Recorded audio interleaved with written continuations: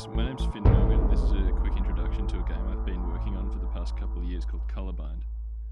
Colorbind is a physics platformer. You control this car thing and you can spin your wheels clockwise and counterclockwise. You can embiggen them, you can lock them stationary, and you use these controls to reach each level's goal.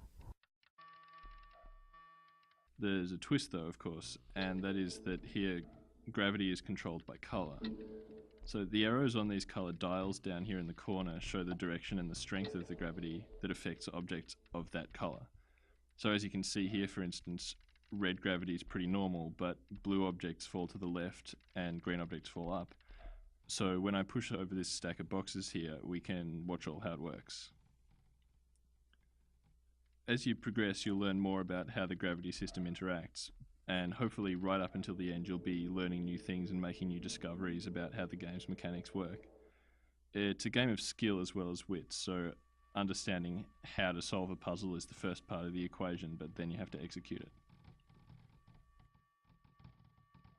Colorbind's pretty hard.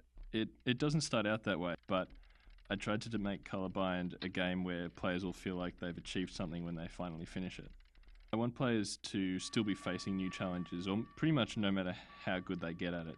For instance, there are medals that are awarded for faster times on each level, and often the gold medal requires a way faster time than the silver.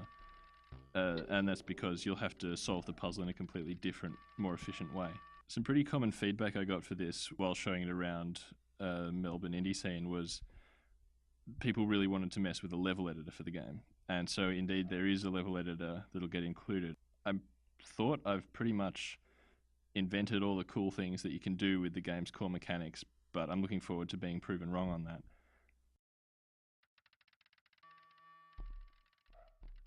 There's also a whole set of different puzzles for local co-op, specifically things that seemed really interesting but couldn't possibly be achieved without two players working together.